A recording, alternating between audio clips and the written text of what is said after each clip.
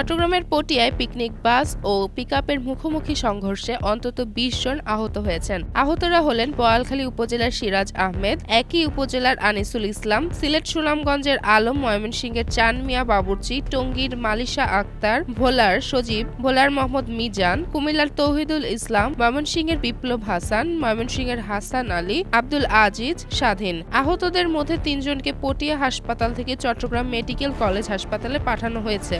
রবিবার ভোর ৫টার দিকে পটিয়া বাইপাসের বাঘখালী পয়েন্টে এই দুর্ঘটনা ঘটে। জানা গেছে, কক্সবাজার ছেড়ে আসা ঢাকা যুব উন্নয়ন ফাউন্ডেশনের আনন্দ ভ্রমণের একটি বাস পটিয়া বাইপাসের বাঘশালী পয়েন্টে পৌঁছলে বিপরীতমুখী একটি পিকআপের মুখোমুখি সংঘর্ষ হয়। এ সময় পিকনিকের গাড়িটি নিয়ন্ত্রণ হারিয়ে উল্টে খাদে পড়ে যায়। পিকনিকের গাড়িতে থাকা অন্তত ২০ জন যাত্রী আহত হন। প্রত্যক্ষদর্শী ও স্থানীয় জাহাঙ্গীর আলম জানান, পিকনিকের গাড়ির সঙ্গে মাছবাহী একটি পিকআপের মুখোমুখি সংঘর্ষে বেশ কিছু যাত্রী আহত হয়েছেন।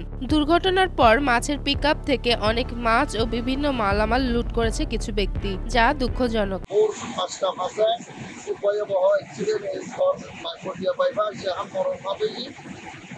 সকাল ভোর ৫টায়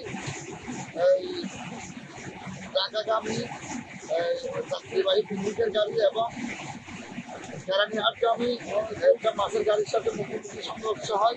এই সংঘর্ষের দরুন অনেক মানুষ ক্ষয়ক্ষতি হয়ে গেছে, দেড় হাত পা ভেঙে গেছে। পটিয়া মেডিকেল নিয়েছে, কিছু চট্টগ্রাম মেডিকেলে নেওয়া হয়েছে। আর মাছের গাড়ি উঠে যাওয়াতে অনেক মাছ রাস্তা করে যাওয়ায় এলাকার কিছু দুষ্কৃতকারী ওই মাছগুলো লুটপাট করে নিয়ে গেছে।